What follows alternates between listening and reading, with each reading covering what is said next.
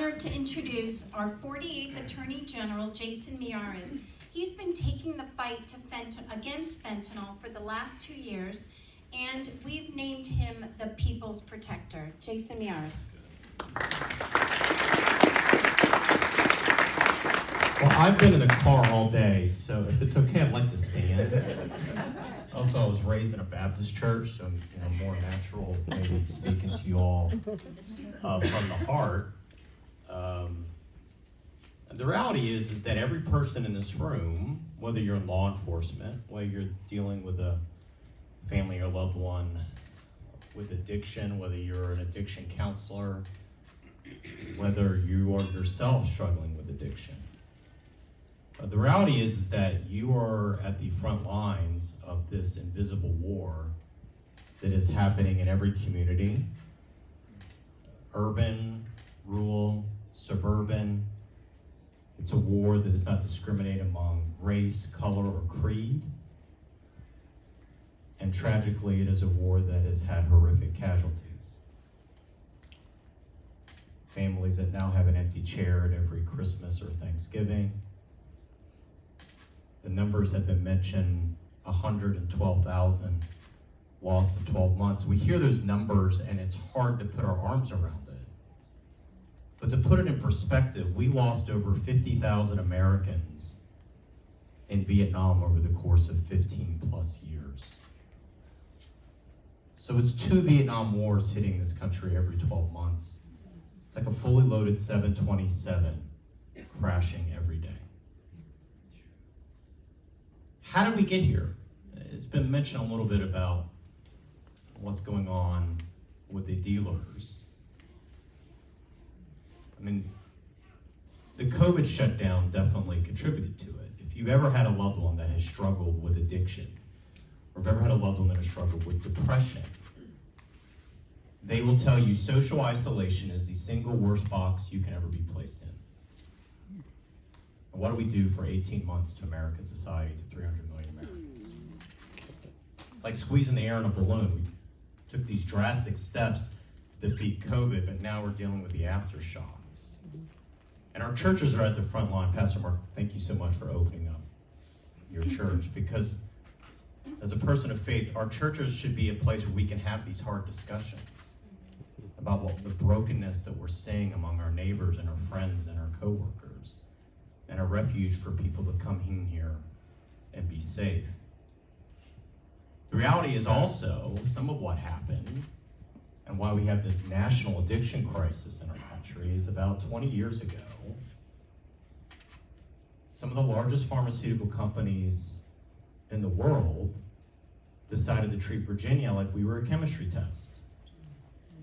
They went to medical providers and they started in Southwest Virginia, small towns, and they said, we have this amazing new pain pill. It's great for back injuries, it's great for sports-related injuries. Don't worry, it's not addicting. It's called Oxycontin. And now we know that they knew. We know that they were pushing one of the most addictive chemicals known to man. It's been referenced that we often say in our office we're the people's protector, whether it's against major crime, but also bad corporate actors. So one of the things that we're very proud of is going after these huge pharmaceutical companies. We've gotten some of the largest settlements in Virginia history, and it doesn't go to my office. It's the largest influx of money for addiction treatment in Virginia's history. And that goes into a little bit is if you're at the front line dealing with either addiction yourself or you have a loved one, there's more resources than ever before. And we have such a lie in our society that somehow asking for help is a sign of weakness. It's not. Asking for help is one of the most beautiful, noble things you can ever do. And your loved ones will be forever grateful, because why addiction is so painful for loved ones is they know what you could be if it wasn't for addiction. One of the articles on my faith is a Latin term, and I'm not smart enough to speak Latin, but I know the term. It's simply imago Dei. It means image of God. It means every person that I ever meet, no matter who they are, no matter what their station of life is, whether they're sober or they're dealing with addiction, they have amazing, unbelievable value because they are literally an image bearer of their Creator. That is powerful to think about. That means they have amazing potential. So my message is, don't ever let addiction rob you of your amazing God-given potential. And so there's more resources than ever before for individuals who want to get back on their feet. Now, what has happened with so many people is they got on the cycle of addiction to opioids and then heroin and now fentanyl. And you hear how dangerous it is. Let me give you an example. This is sugar, by the way. I was doing this in a high school, and I failed to mention it was actually sugar. I pulled it out, and everybody took a step back. So don't worry. This is a simple pack of sugar. This would kill everybody in this room twice over. Easy. A single, what would fit in the thumbnail. And so it's been noted what happened was these drug cartels that are committing chemical warfare on our country decided they were going to change how they distributed narcotics. It used to be you needed acres and acres of land and good weather, and you needed time for the poppy seeds to come out or to harvest the field. And now you just need the precursor chemicals that are coming over from China, overwhelming. China officially banned the export of fentanyl in 2016. Doesn't matter. They pushed the precursor chemicals. So a lot of reasons, if you know history, China blames the West for the opium wars that happened 100 plus years ago. We had nothing to do with that, but they view all of us as part of the West. And so they've made an unholy alliance with what I think is the single most dangerous criminal enterprise on the planet, the Sinaloa drug cartel.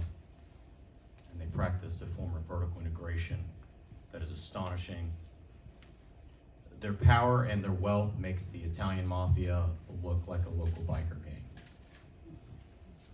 Enough fentanyl is crossing our southern border to kill every man, woman, and child in America 3 or 4 times over easy.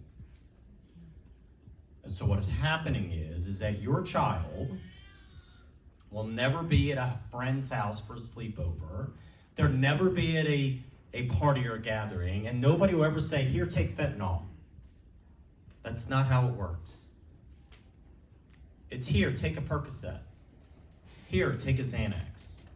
I talked to a family that was, the mom and dad were downstairs watching a movie, and their son that had never touched anything illegal, narcotic in his life, was told by a classmate, hey, that test you're studying for, you should take an Adderall. It will really get you through and get you focused on studying. And it used to be you have to go out under a street corner late at night. Nope, they use the social media app Snapchat. And you could use it on Instagram, and it's delivered to your door in a little brown bag. And while his mom and dad were downstairs in the living room, he went out, took an Adderall, and they found him overdosed in his bedroom. That's how easy it is. So 70% of these counterfeit pills have fentanyl laced in them. So your child never thinks about it. So when we say one pill can kill, talk to your child, so many parents that I have talked to, and gosh, I have talked to so many that have lost loved ones or dealt with addiction. One of the most common phrases, gosh, I wish I had known. I just wish I had known. First of all, it's not your fault. If you're sitting here and you've had a loved one that has gone through this, it's not your fault. But why we're here now is you're part of a group that you could be an ambassador. And I love to say the best way to fight bad information is good information. And so you can speak this to other parents that right now are unsuspecting and do something absolutely beautiful. You could speak words to them that will save them from perhaps future pain and heartache. But we're all in this together, and it's going to require both cooperation with our friends in the law enforcement community, which I'm so proud of those that have locked arm with us on this scourge. It's going to be addiction and treatment. I think that's critically important. It's going to be talking to our kids. You know, on paper, this should be the most successful generation, the happiest generation in American history. On paper, they're the most educated and they're most financially well-off generation in American history. They're also the most depressed. They have the highest level of social anxiety and the highest level of suicide. And we could talk about that. I think there's been a general decoupling of purpose. For so many young people, 50% of Americans do not know the name of their neighbor. And if people spend more time on their phones and on their screens and less time interacting, what do we know? The more you're plugged in with the community, whether it's your church or your Rotary Club, the more you're serving others, the more you're part of your wider network of your neighborhood and your community you live in, the less depressed you get. So there's a lot of reasons why we are, but it means that all of us could be those ambassadors giving this incredibly important information. It's about giving the tools for law enforcement, something that Governor and I have been begging for, is legislation that would allow us to prosecute these dealers that are lacing these counterfeit drugs. If I'm giving you Adderall laced with fentanyl, that's like giving you rat poison. You should be prosecuted for felony homicide. Mm-hmm. Folks, that bill is dying every year in the General Assembly on a partisan basis. It previously passed with bipartisan support. The previous governor vetoed it. This governor's committed. If you get it to my desk, I'll sign it. Now the third session in the row, it dies on a party line basis.